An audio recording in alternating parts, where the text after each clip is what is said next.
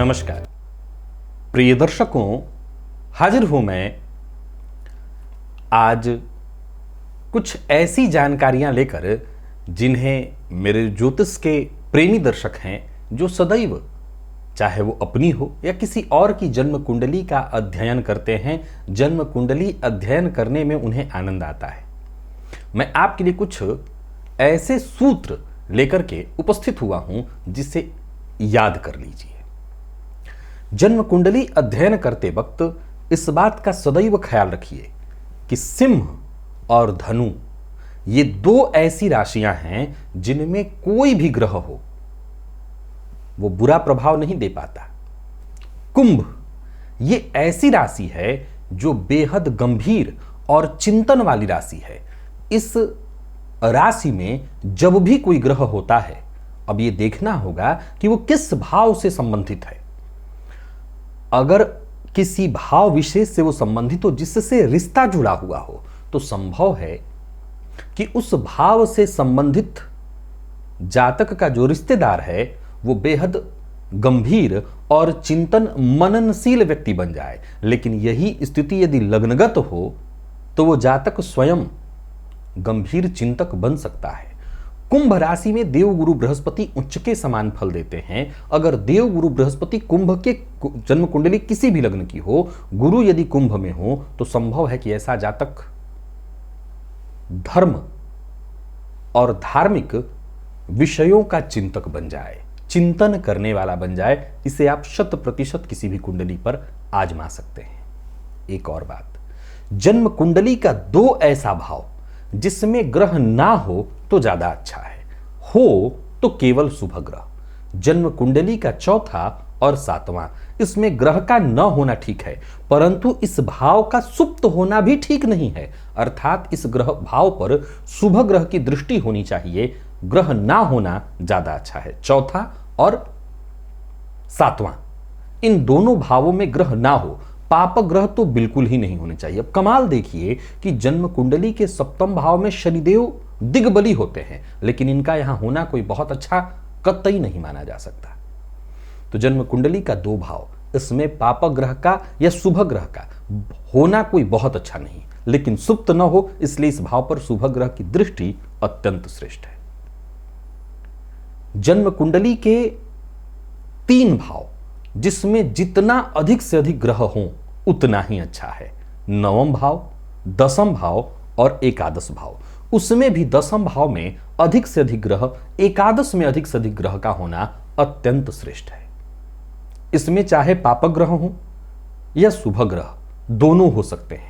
यहां तक कि इन दोनों भावों में, नवम को छोड़ दीजिए, वैसे नवम को भी आप साथ में जोड़ के देख सकते हैं, परंतु दसम और एकादश भाव में जन्म कुंडली के यदि नीच ग्रह भी हों तब भी उनके प्रभाव को समझने की विशेष आवश्यकता होती है। संभव है कि वो नीच ग्रह ही जातक को जातक के जीवन काल में बेहद सफलता प्रदान कर दे, धन धान्य से परिपूर्ण कर दे। राहु और केतु के बारे में आपने बहुत कुछ सुना है, बहुत से तर्क और तथ्य मैंने आपको अपने कार्यक्रमों में बताए हैं। प्रिय दर्शकों, बीते कई दिनों से लगातार मैं राहु के ऊपर ही यूं कह सकता हूं कि रिसर्च कर रहा हूं। रिसर्च ये शब्द बहुत बड़ा है और ज्योतिष के जो पूर्व के मर्मज्ञ हुए हैं उन्होंने इतना रिसर्च कर दिया है कि अब तो लगता नहीं कि कहां रिसर्च किया जाए। फिर भी मैंने राहु को लगातार देखा और मैंने पाया कि यह पूर्व का सूत्र है कि अकेला राहु सचमुच कोई बहुत बुरा प्रभाव नहीं दे रहा, लग्न चाहे कोई भी हो। बल्कि मेरी नजर से कुछ कुंडलियां ऐसी गुजरी जहां राहु केंद्र अथवा त्रिकोण में बैठकर अकेला राहु, उस राहु ने ही जातक को सब कुछ दे दिया।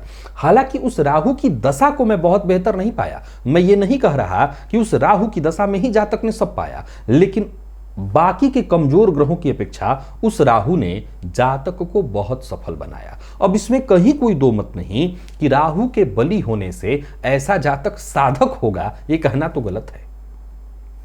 ऐसा जातक जिसकी जन्म कुंडली में राहु केंद्र अथवा त्रिकोण में बली होकर के अकेले बैठा है, मैं ये बिल्कुल नहीं कह रहा कि ऐसा जातक बहुत अच्छी सोच का, सबका हित करने वाला, सोचने वाला, ऐसा नहीं, मैं ऐसा बिल्कुल नहीं कह रहा। ऐसा जातक पहले खुद की सोचने वाला, सामने वाले को नुकसान पहुंचाकर के भी अपना हित होता हो तो ऐसा करने वाला, परंतु बेहद सफल मैंने पाया, बेहद सफल मैंने पाया। एक और सूत्र नोट कर लीजिए। जन्म कुंडली बहुत सी ऐसी मेरे सामने दिन भर आती है, मैं दिन भर यही करता हूं। ये सारे ऐसे सूत्र हैं जो 100% घटित होते ही होते हैं। देव गुरु बृहस्पति की चर्चा मैं सदैव करता रहा हूं। 9वें भाव में जब भी देव गुरु बृहस्पति की चर्चा आती है, मैं सदैव कहा करता हूं कि अकेले ये गुरु ही पूरी कुंडली का संभालने वाले होंगे, कुंडली को ये सब कुछ दे सकेंगे। एक चीज सदैव ध्यान रखिए कि जिस कुंडली के केंद्र अथवा त्रिकोण में आपको गुरु दिखाई पड़ रहे हैं, फिर से, जिस कुंडली के केंद्र अथवा त्रिकोण में आपको गुरु दिखाई पड़ रहे हैं, ये तय जानिए कि उस कुंडली को हम कमजोर नहीं कह सकते यदि गुरु के पास बल है और यदि गुरु नवमांश में नीच के नहीं हुए हैं। आप इसे नोट करके रखिएगा, उस कुंडली को आप कमजोर मत समझिएगा। यह अकेला गुरु ही जातक को सब कुछ देने में सक्षम है और जातक को उस बुलंदी तक पहुंचा देगा जहां तक वो पहुंचना चाहता है। ये जो मैंने आज आपको सूत्र बताए, ऐसा नहीं है गाहे बगाहे संभव है कि किसी कुंडली अध्ययन इत्यादि के समय में मैंने आपको अपने मुंह से बताया होगा, लेकिन आज जो मैं अकेले इस कार्यक्रम में इन सभी सूत्रों को बता रहा हूं, सिर्फ इस उद्देश्य से कि ये सारे हाल फिलहाल के दिनों में लगातार आजमाए हुए, लगातार कुंडलियों पर शोधित किए हुए हैं। इसे ये मान करके आप याद कर लीजिए कि इसमें गलती की कोई गुंजाइश नहीं है और आप कभी भी किसी कुंडली पर आंख बंद करके इस सूत्र को घटा सकते हैं, 100% सही घटित होगा। बाकी के इतने सूत्र मैंने आपको बताए हैं, चाहे वो लाभ भावगत सूर्य की हो, मेरा आजमाया हुआ है कि लाभ भाव में सूर्य हो तो ऐसे जातक के पास पैसे आते ही आते हैं, चाहे जहां से चल के आए। लेकिन ये सूत्र पूर्व में कई बार बताया हुआ है। इधर के दिनों में ये सारे सूत्रों पर मैं